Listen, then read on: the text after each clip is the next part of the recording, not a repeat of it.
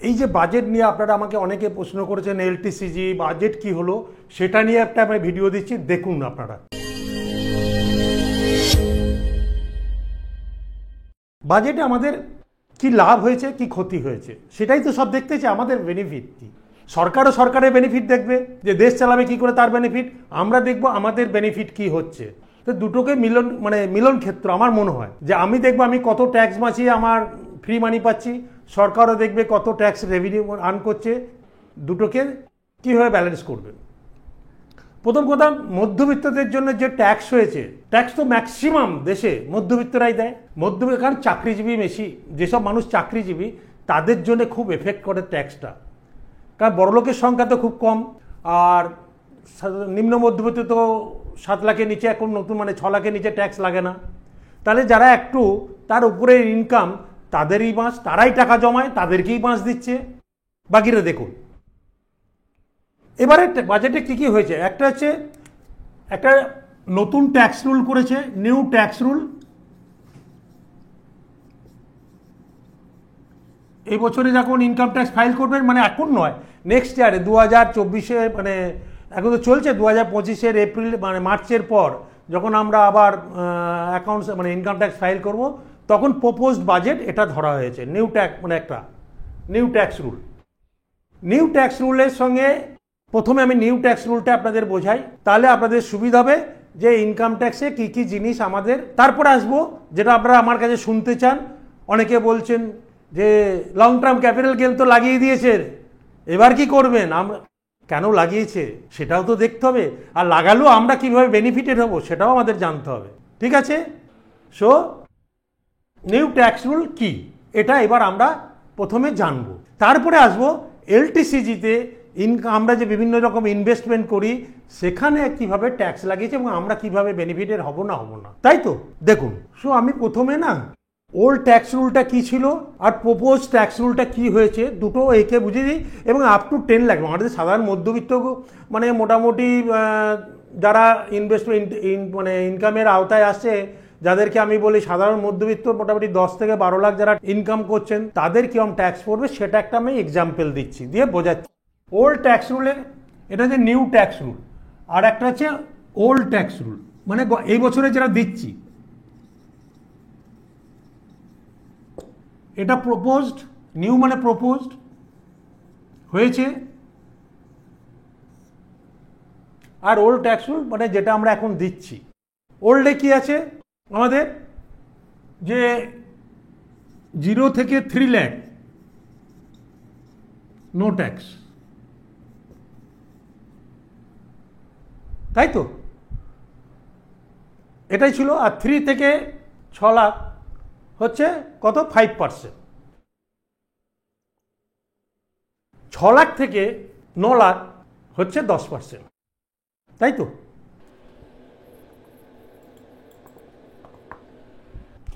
10 লাখ থেকে 12 লাখ হচ্ছে 15%,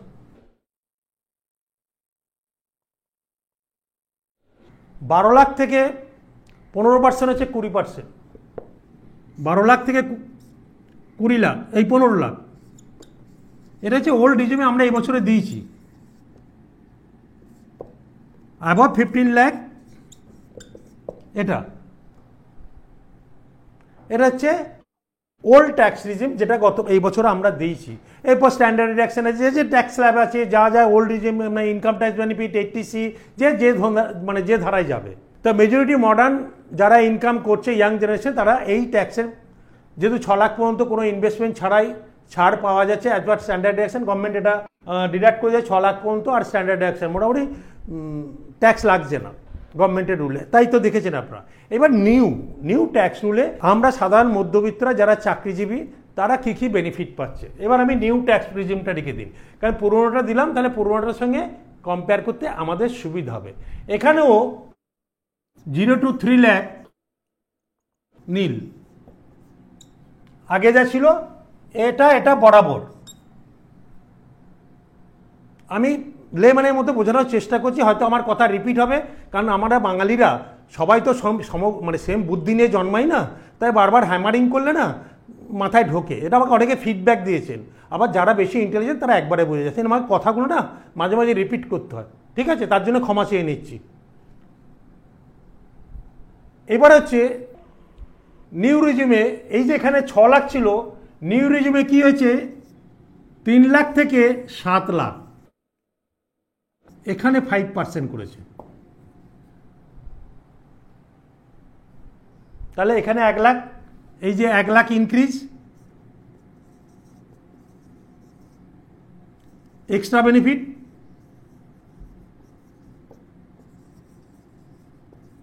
yes or no? যেহেতু 3 লাখ থেকে 6 লাখ, এখানে 7 লাখ হয়েছে, 1 লাখ টাকা এক্সট্রা বেনিফিট।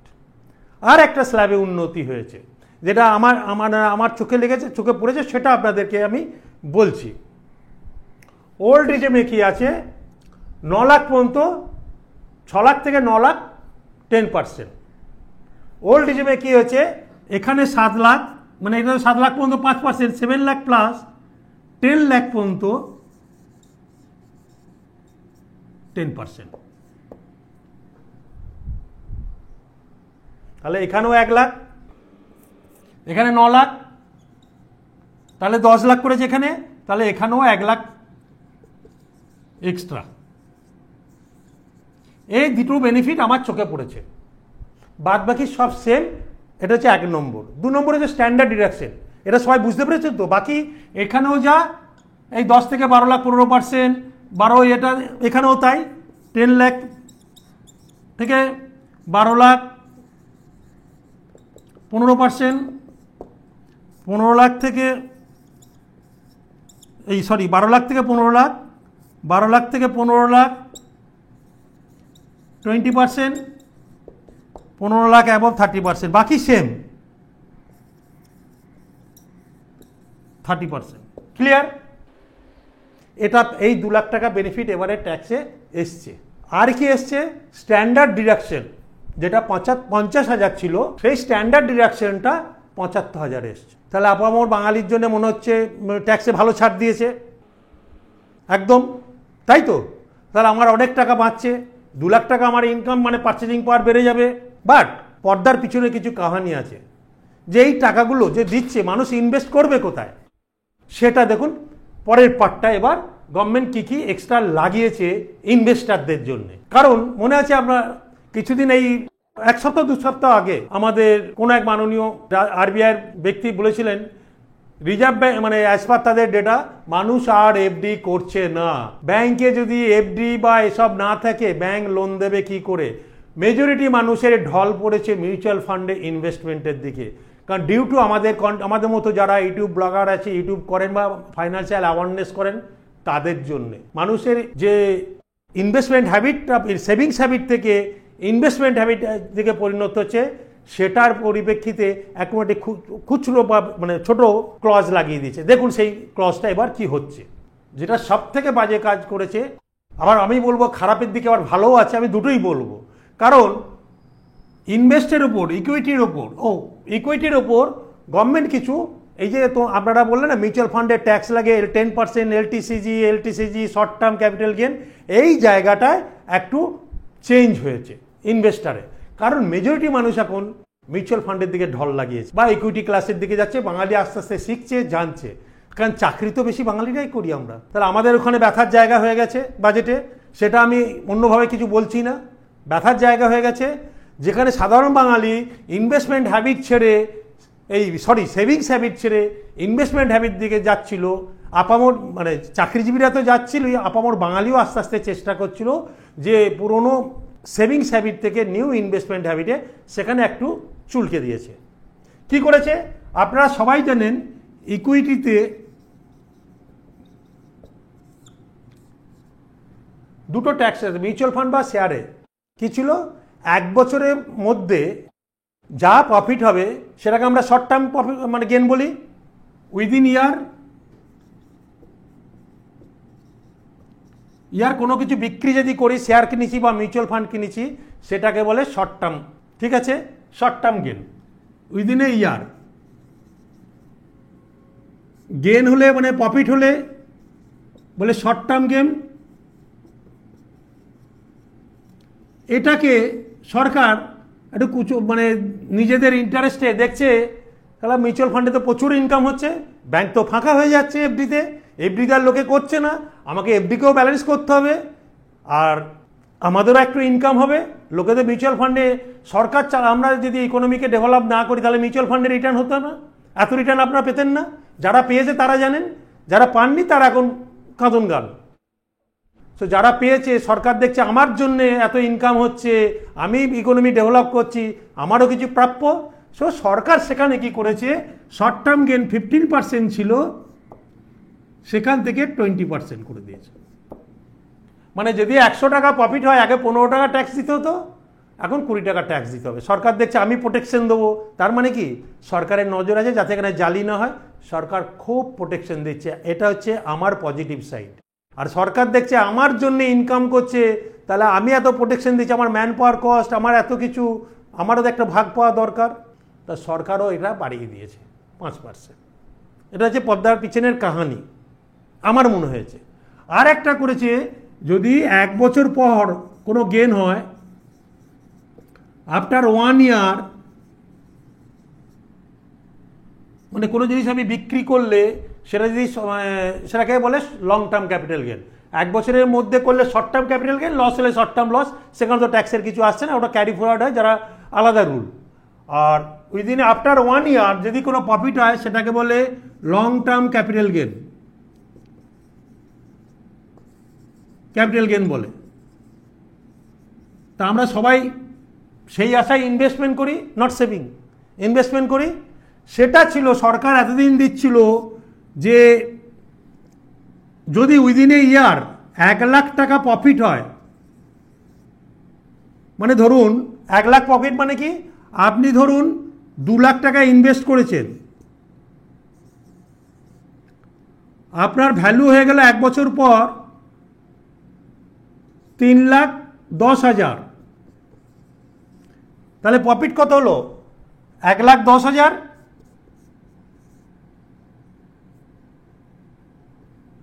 1,10,000 প্রফিট হলো যদি আপনি 1 বছর পর বিক্রি করতে যান, তাই তো? এই 1 লাখ টাকার উপর নো ট্যাক্স, 1 লাখ টাকা গেন পর্যন্ত, এই গেনটার উপর, এই 1 লাখ টাকা গেন নো ট্যাক্স। আর এই 10,000-এর ওপর গেনটায় এই যে এক্সট্রা 10,000 অ্যাবাভ 1,10,000, যে 10,000 গেন, এর উপরে 10% ট্যাক্স লাগিয়েছিল লং টার্ম ক্যাপিটাল, তোমার কত, 1,000 টাকা ট্যাক্স দিতে হতো। এটা কোনো ইনকাম ট্যাক্স স্ল্যাবে পড়ে না, এটার একটা আলাদা সেকশন হয় long term capital gain on equity. দয়া করে যারা আমাকে ওখানে কমেন্ট করেছেন 30% ট্যাক্স লাগবে তাদের জন্যে, ফর ইউর কাইন্ড ইনফরমেশন, এটা ইনকাম ট্যাক্সে আলাদা ক্যালকুলেট হয়, আপনার যে টোটাল ইনকামের সঙ্গে এটা কোনোদিন যোগ হয় না, জেনে রাখুন। না জেনে অহেতুক মন্তব্য এখানে করবেন না, নিজেরাই ছোট হয়ে যাবেন, কারণ বাকিরা সবাই জানে এখানে, ক্লিয়ার? সো এই 1,000 ওপর 1,000 টাকা ট্যাক্স দিতে হতো। এবারে কি করেছে, এই 1 লাখ টাকা গেনের জায়গায় নতুন এবারে বাজেটে করেছে, এই 1 লাখ গেনের জায়গায় যে 1 লাখ টাকা পর্যন্ত ছাড় ছিল, সেই 1 লাখ টাকা বাড়িয়ে 1 লাখ টাকাটা ইনক্রিজ করে বলছে 1,25,000 টাকা পর্যন্ত ছাড় দেবো। তাহলে 25,000 টাকা গেন হলে এই 10,000-এর ওপর কোনো ট্যাক্স পড়বে না, কারণ 1 লাখ থেকে 1,25,000, এটা হচ্ছে ভালো সাইড, যে আমার 1 লাখ টাকা বেচে 1,25,000 পেয়েছি। কিন্তু খারাপ সাইড হচ্ছে এই যে 1,25,000-এর ওপর যা ইনকাম করবেন, ধরুন আপনার ইনকাম হয়েছে 1,50,000 বিক্রি করার সময়, যখন বিক্রি করবেন মিউচুয়াল ফান্ডে আসছে, এটা বুঝিয়ে দিই, এই 50,000-এর ওপর এক্সট্রা, আগে ছিল 10%, এখন সেটা করে দিয়েছে 12.5%, এই 2.5% সরকার বাড়িয়েছে। বলে তোমাকে এখানে একটু বাড়ালাম প্রফিট, কিন্তু আমি যখন তোমার সব কিছু দেখছি, প্রোটেকশন দিচ্ছি, বা আমি যদি একটু না করি এটা, তাহলে আমার চলবে কি করে? তাহলে আমি তোমাকে গেনের ওপর আমাকেও 2% দাও, 2.5। সো এই 50,000-এর ওপর 12.5%, তার মানে কত, 10% হলে 50%, 5,000 হতো, আর 5 5 25, 5 2 10, মানে 1250 টাকা বাড়িয়ে দিল যে আমাকে একটু দাও। তা আপনি বলুন না, সরকার যদি আমার প্রোটেকশন দেয়, আপনারা যে মাথা খারাপ, টাকা মেরে নিয়ে পারবে না, ফান্ড উঠে পালাবে না, ফান্ড উঠে পালিয়ে যাবে, এ হয়ে যাবে, সে হয়ে যাবে। আমার ভিডিওতে দেখিয়েছি আমি প্রোটেকশন কিভাবে দেয়। তা তারা যদি 2.5% নিয়ে আপনাকে আরও ভালো রক্ষা কবচ দেয়, আপনি পজিটিভ সাইডটা ভাবুন। সরকার যদি গ্রো না করে, আপনার ইকোনমি, মানে সরকার ইকোনমিকে যদি গ্রো না করায়, সরকারি যে সরকার থাকে সেই সরকারই তো ইকোনমিকে ডেভেলপ করায় বিভিন্ন অ্যাঙ্গেল দিয়ে, তাদেরও কিছু প্রাপ্য আছে, আপনি পজিটিভ সাইডে নিন। কারণ আপনি এফডি বা মানে কি বলে সিনিয়র সিটিজেন বা এমআইএসে কামাচ্ছেন 8.2% ম্যাক্সিমাম, সেখানে যদি আপনাকে 15% রিটার্ন করে দেয়, আসছে লাস্ট 10 ইয়ার্স অ্যান্ড অ্যাবাভ, তাই দেখাচ্ছে, তাহলে যদি 2.5% এক্সট্রা যায়, আপনার তো ক্ষতি কিছু নেই। ক্লিয়ার? এটা হচ্ছে সব থেকে ব্যথার জায়গা হয়েছে যে আমার একটু এক্সট্রা ট্যাক্স লেগে যাচ্ছে। লাগলেও পজিটিভ সাইডটা দেখতে ভাবুন যে আমার প্রোটেকশনও টাকার আরও আসছে। ক্লিয়ার? সে এই 2.5% এখানে বেড়েছে। সো নিউ পার্টটা একটু ভালো করে বুঝিয়ে দিই। ধরুন স্ল্যাবটা কী হয়েছে, আগে ছিল tax rebate LTCG, long term capital gain, tax rebate ছিল 1 লাখ, এখন কত? 1,25,000। এই 25,000 টাকাটা বাড়িয়েছে নিউ স্ল্যাবে। ক্লিয়ার? আগে ট্যাক্স রেট কত ছিল?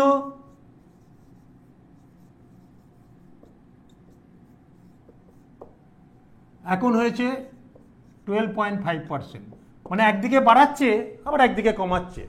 তা ছোটো ছোটো ইনভেস্টাররা বেঁচে যাবেন। কীভাবে হয় সেটা পরে কোনো একটা আমার লাইভ সেশনে আসবেন, সেমিনার করবো, তখন দেখাবো। সো এই দুটো জায়গা বেড়েছে। শর্ট টার্মটা দেখিয়েছি, লং টার্মের উপরেই ভয়, শর্ট টার্ম হলে তো ভয় নেই, কারণ লস হলে তো ট্যাক্স লাগবে না। আর আমি তো বারবার বলি, শর্ট টার্ম 1 বছরের মধ্যে বা 10 বছরের নিচে হলে কেউ মিউচুয়াল ফান্ডে ইকুইটিতে আসবেন না। আমার ভিডিও তাদের জন্যই, যারা শেয়ারে ট্রেডিং করে তাদের জন্য নয়। ঠিক আছে? তাহলে তাদের শর্ট টার্ম ক্যাপিটাল গেনটা আসছে, তাদের ভয় হচ্ছে লং টার্ম ক্যাপিটাল গেনটা নিয়ে। এবার এই ট্যাক্স রিবেটটা কি? ধরুন আপনাকে আগে দেখিয়েছি, আপনি 2 লাখ টাকা ইনভেস্ট করেছেন,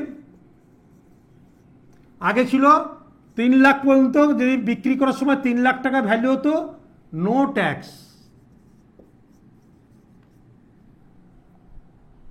মনে রাখবেন একটা জিনিস, মিউচুয়াল ফান্ড, আপনারা অনেকে প্রশ্ন করছেন বিক্রি করার সময় কি ট্যাক্স? মিউচুয়াল ফান্ড হাউস, আপনি যখন মিউচুয়াল ফান্ড রিডিম করবেন, মানে সেল করবেন, তখন কোনো ট্যাক্স দিতে হয় না। মিউচুয়াল ফান্ড হাউস আপনার কোনো ট্যাক্স কাটবে না অ্যাজ পার রুল।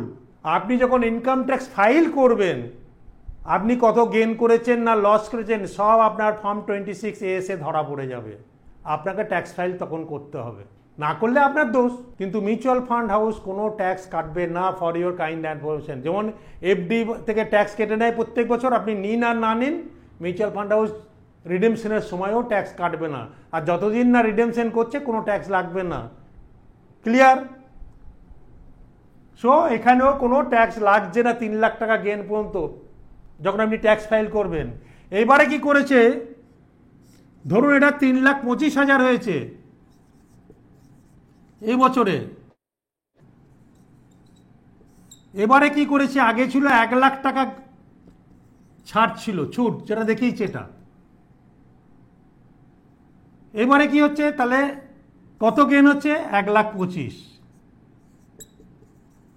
তাহলে নো ট্যাক্স। এর ওপরে যদি হয়, ধরুন 3 লাখ টাকা, 3,25,000 পর্যন্ত আপনি ছাড় পাবেন। এবার নিজেরা বসিয়ে নেবেন, ক্যালকুলেশন করবেন, মানে যাই ইনভেস্ট করবেন, সে 10 লাখ, 20 লাখ, 1 কোটি, যাই ইনভেস্ট করবেন, ইনভেস্টমেন্ট ভ্যালু আলাদা আর মার্কেটে যখন কারেন্ট ভ্যালু আলাদা। যখন বিক্রি করবেন অনলি, তখনও ট্যাক্স মিউচুয়াল ফান্ড হাউস কাটবে না। ইনকাম ট্যাক্স ফাইল করার সময় আপনার যদি গেন হয়, আপনাকে ট্যাক্স দিতে হবে, এবং সেটার স্ল্যাব হচ্ছে 12.5%, অনলি ওই ইনকামটার উপর, নট অ্যাজ পার ইনকাম ট্যাক্সে আপনার আদার্স ইনকামগুলোকে ওর সঙ্গে যোগ হবে না, এটা আলাদা। এটা যদি আপনার গেন সে 3,50,000 হয়, 2 লাখ টাকা ইনভেস্ট করে, বুঝে নিন, ভালো করে বুঝে নিন, তাহলে প্রিন্সিপাল কত? -2 লাখ, এটা হচ্ছে কারেন্ট ভ্যালু, ধরুন যখন রিডিম করেছেন, কারেন্ট ভ্যালু রিডেমশনের সময় বা রিডেমশন ভ্যালু, এটাকে আমি রিডেমশন ভ্যালু করে দিচ্ছি। সেল ভ্যালু,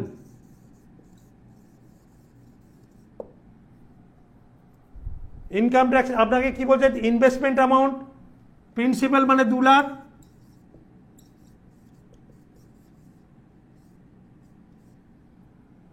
তাহলে গেন কত, 1,50,000 মাইনাস 1,25,000 রিবেট,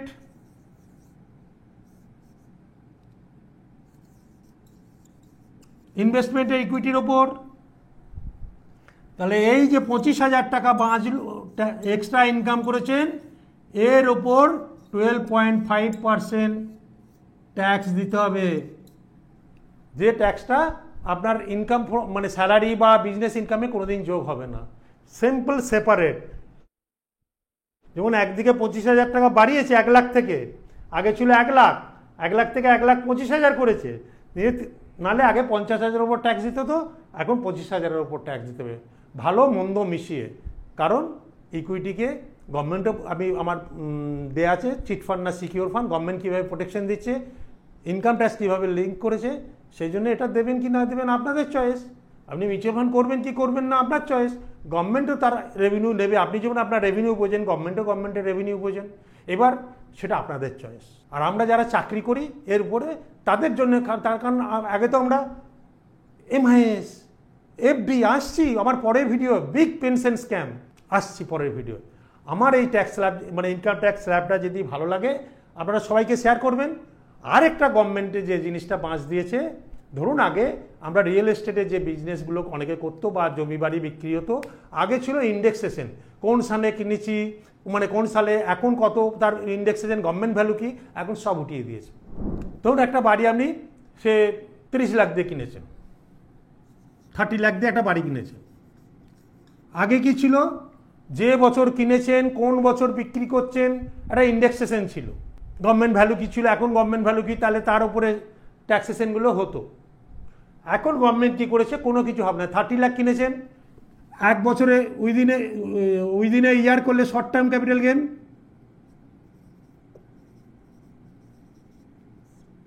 যদি প্রফিট করেন শর্ট টার্ম ক্যাপিটাল গেন 20%,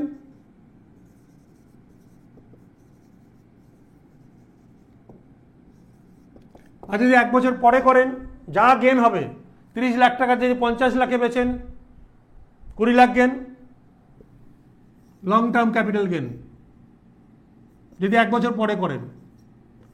এটাকে একদম সোজা সিম্পল করে দিয়েছেন 12.5%, এর উপরে ট্যাক্স দিতে হবে। সে 50 লাখে বিক্রি করলে 20 লাখের উপর ট্যাক্স দিতে হবে, সিম্পল করেছে। সেখানে একটা যাদের ইন্ডেক্স হবে সেটা আর নেই। এই বছরের ট্যাক্স স্ল্যাবে এই জিনিসগুলো হয়েছে।